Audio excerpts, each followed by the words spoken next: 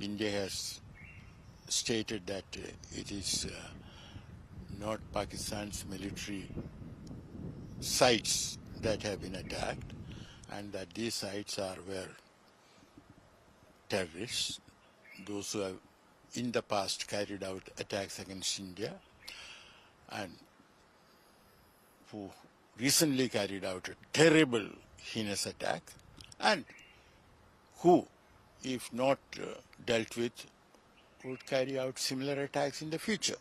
So, from that point of view, India has done what is just and fair. But still the question remains how Pakistan will see it. And the further developments will depend on Pakistan's response, which we have to wait and see. It depends mostly on Pakistan's response. Now, there are a couple of scenarios. One scenario, Pakistan manages to strike back in one or two places. And that is the end of the story. Another is that India returns those strikes, and then we can say that a war has begun. So that is one scenario. But I want to share with you the best possible scenario. And that is that even after that Pakistan is persuaded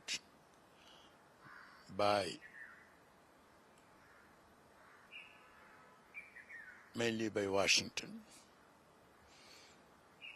that what is required is not a counter-strike. What is required is a proper declaration saying that Pakistan's soil will never be used or will never be permitted to be used for carrying out terrorist attacks against any other country, including India, because, they may have a problem in specifying only India, or against any other country. Now, such a declaration will be most desirable, but I will go one step further. Such a declaration is a good beginning, but it's not enough. Such a declaration should be followed up by verifiable action on the part of Pakistan in dismantling all the camps where the terrorists have been trained. And also, those youngsters, those youngsters, misguided youngsters, should be sort of, made aware that they were in the wrong, and they should be given normal employment, or if they are very young, they should continue their studies.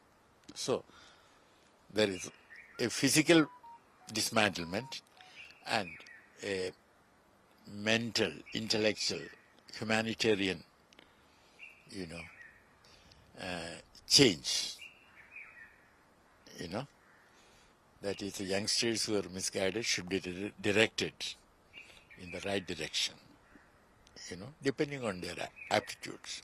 And this, I said verifiable, this should be verified by the international community, including India, because India is the most important stakeholder in this.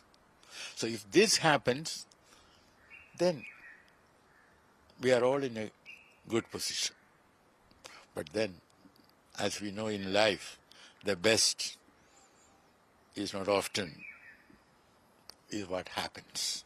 But we should still strive for that. Now, the third scenario, I've told you 1, 2. Third scenario is that there will be a war,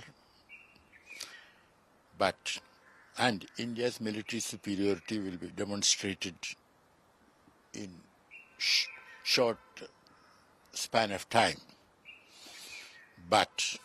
And India might even capture territory.